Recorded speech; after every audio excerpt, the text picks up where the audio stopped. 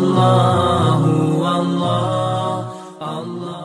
ان دنوں میں کئی لوگ قربانی کا جانور بھی خریدتے ہیں، اس لیے کچھ مسائل آپ کو قربانی کے جانور کے حوالے سے بھی بتاتا چلوں کہ آپ نے قربانی کا جانور کیسا لینا ہے۔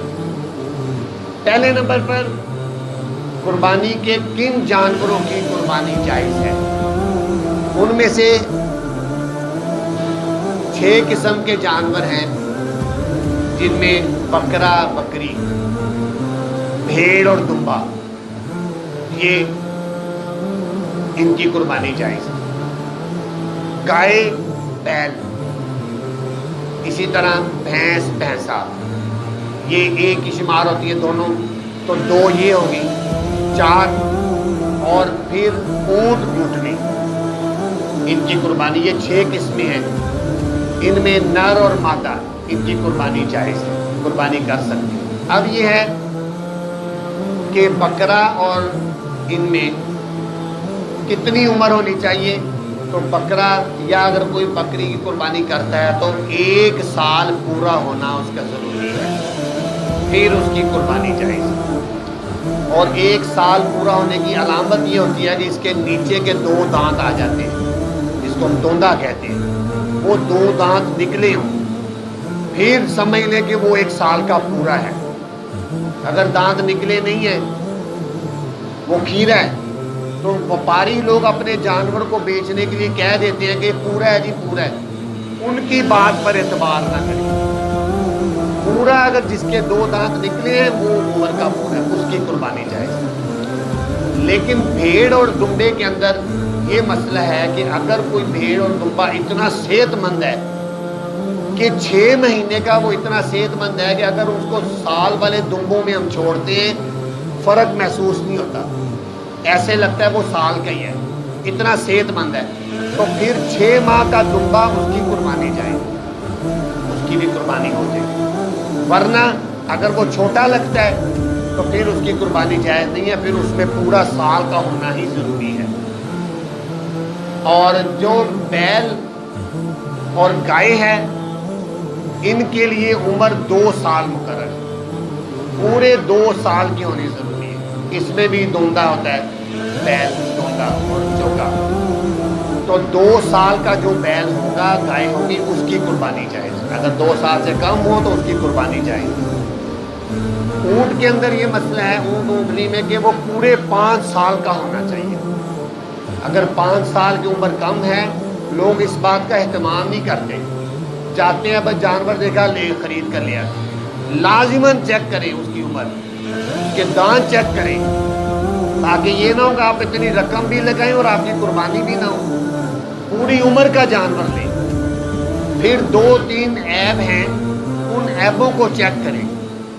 پہلے نمبر پر اندھا اگر جانور ہے، چاہے وہ بکرا ہے یا بیل ہے یا اونٹ ہے، اس کی قربانی جائز نہیں۔ یا اگر کانا ہے، ایک آنکھ سے دیکھتا ہے، ایک سے اس کو نظر ہی نہیں آتا، اس کی قربانی جائز نہیں ہے۔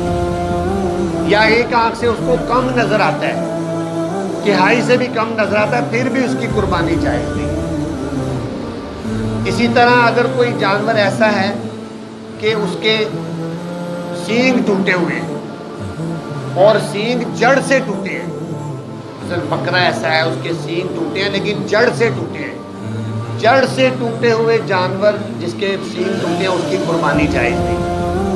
ہاں اگر اوپر سے کچھ حصہ ٹوٹ گیا ہوا ہے، وہ قربانی ہو جائے گی، وہ قربانی اس کی جائز ہے۔ اسی طرح کان کٹا ہوا ہے کسی جانور کا، پورے کان کا تہائی حصہ کٹا ہے، تہائی حصہ بھی اگر کٹا ہے اس کی قربانی جائز نہیں ہے۔ اور تہائی سے اگر زیادہ کٹا ہے پھر تو بالکل ہی جائز نہیں، صرف تہائی کٹا ہو تو قربانی جائز نہیں ہے۔ اسی طرح دم کٹا جانور، کئی بکرے ایسے دیکھنے میں دم بالکل کٹی ہوتی ہے، تہائی دم کٹی ہو پھر بھی قربانی جائز نہیں ہے۔ پوری اگر کٹی ہوگی پھر تو بالکل نہیں ہے نا، تہائی بھی کٹی ہوگی تو قربانی جائز نہیں۔ اور عام طور پر دیکھا ہے منڈیوں میں یا جو لوگ لے کر آتے ہیں بیل کو یا گائے کو اتارتے وقت کسی ایسی ڈھلان پر کوئی نرم جگہ پر نہیں اتارتے تو وہ چھلانگ لگاتا ہے جانور، جس کی وجہ سے ٹانگ ٹوٹ جاتی ہے۔ اس لیے اس کو اتارتے ہوئے احتیاط کریں، کسی ایسی ڈھیری پر، مٹی یا ریت کی ڈھیری پر اتاریں، کیونکہ وزنی جانور ہوتا ہے، 5-5 6-6 من کا جانور، جب وہ چھلانگ لگائے گا اس کی ٹانگوں پہ وزن پڑتا ہے، ٹانگ ٹوٹ جاتی ہے۔ اگر جانور کی ٹانگ ٹوٹ گئی اور وہ ٹانگ جو ٹوٹی ہے چلنے میں زمین پر نہیں لگا رہا تو اس کی قربانی جائز نہیں ہوگی۔ اتنی رقم لگائی ہے، ٹانگ ٹوٹ گئی، قربانی جائز نہیں۔ اسی طرح منڈی میں جب جائیں جانور خریدیں تو جانور کو چلا کر دیکھیں کہ وہ 4 پاؤں سے چل رہا ہے کہ نہیں۔ اگر چلنے میں وہ 3 پاؤں سے چل رہا ہے، 4تھا پاؤں ہلکا ہلکا لگاتا ہے، صحیح طرح نہیں لگا رہا، اس کو مت خریدیں، اس کی قربانی جائز نہیں ہے۔ ہاں اگر اتنا سا لنگڑا ہے، مثلا پاؤں لگا کر چل رہا ہے 4تھا، لیکن محسوس ہو رہا ہے کہ اس کی چال میں لنگڑا پن ہے، لنگڑا کر چل رہا ہے، تو پھر اس کی قربانی جائز ہے۔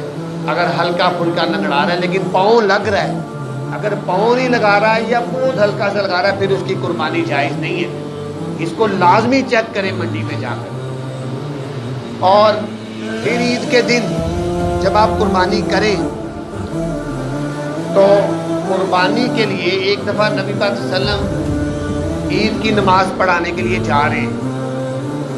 آپ نے دیکھا تو ایک آدمی راستے میں بکرا ذبح کر کے تیار کھڑا ہے، ابھی آپ عید کی نماز پڑھانے جا رہے ہیں، تو آپ نے اس کو پوچھا یہ کیا کیا تم؟ اس نے کہا میں نے قربانی کی ہے۔ آپ نے فرمایا لحم کلحم شاۃ، یہ صرف بکرے کا گوشت ہے، یہ قربانی نہیں ہے، یہ گوشت ہے۔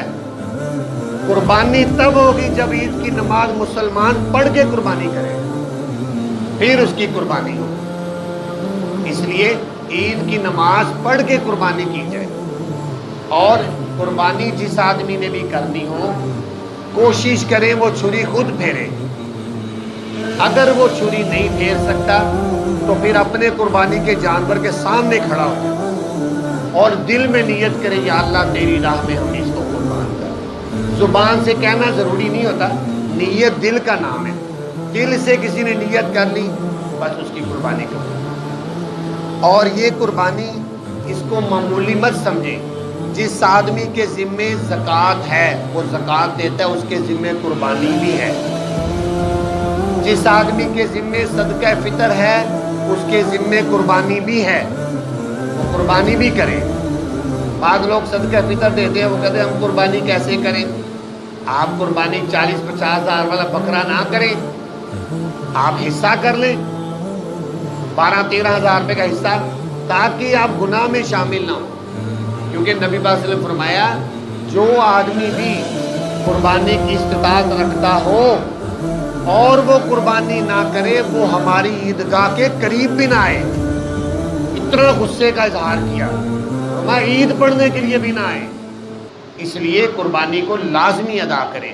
اور نبی پاک نے فرمایا قربانی کے دلوں میں قربانی سے زیادہ محبوب اللہ کو کوئی عمل بھی نہیں ہے۔ اور قربانی کا جانور جب ذبح ہوتا ہے اس کا قطرہ زمین پر بعد میں گرتا ہے، اللہ کی بارگاہ میں پہلے قبول ہو جاتا ہے۔ اس لیے سب لوگ کوشش کریں، ارادہ کریں، نیت کریں کہ قربانی لازمی کریں۔ پھر یہ ہے آپ نے دیکھا اس دفعہ کتنے لوگ دنیا سے چلے گئے، چاہے وہ کورونا سے گئے، جس سے بھی گئے، بیماریوں سے گئے، لیکن ایک بڑی تعداد لوگوں کی اس دفعہ دنیا سے گئی ہے جو پچھلے سال تھے بقرہ عید پر۔ اگر انہوں نے نہیں کی تھی تو دکھ اور رنج رہ گیا کہ قربانی کر لیتا۔ آج ہم ہیں، کوشش کریں عید خالی نہ جانے دے، قربانی لازمی کریں۔ ہاں اگر شرعی طور پر واجب نہیں ہے پھر ٹھیک ہے، پھر گناہ نہیں۔ شرعی طور پر واجب 7.5 تولے سونا کسی کے پاس ہے واجب ہے، نہیں ہے تو پھر واجب۔ 52.5 تولے چاندی ہے، نہیں ہے تو پھر نہیں۔ رقم ہے 52.5 تولے چاندی کے برابر کسی کے پاس رقم ہے جو تقریباً 60-70 ہزار روپے بنتی ہے، پھر بھی اس کے پر زکوٰۃ قربانی واجب ہے۔ یا بالفرض اس کے پاس ضرورت سے زائد ساز و سامان ہے، ضرورت سے زائد گھر میں کپڑوں کے تھان پڑے ہیں، کوئی کمبل نئے پڑے ہیں، کوئی ڈنر سیٹ نئے پڑے ہیں جو استعمال میں نہیں آتے، ہم اس کو جب کیلکولیٹ کرتے ہیں اس کی رقم اتنی بن جاتی ہے جتنی اس پر 70-75 ہزار میں اس پر قربانی واجب ہے، اس کو قربانی کرنی پڑے گی، نہیں کرے گا تو گناہ گار ہوگا۔ تو یہ کچھ مسائل ہیں جو قربانی کے حوالے سے آپ کو بتائے ہیں۔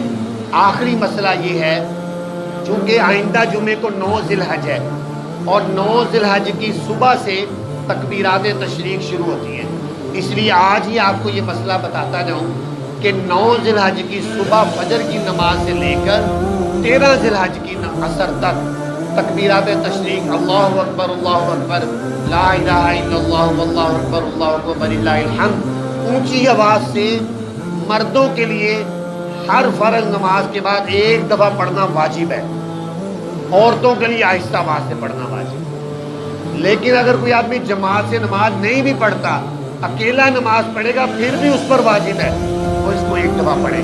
اللہ تعالیٰ سے دعا ہے اللہ تعالیٰ ہمیں ان مسائل پر عمل کرنے کی توفیق عطا فرمائے۔ وآخر دعوانا الحمدللہ رب العالمین۔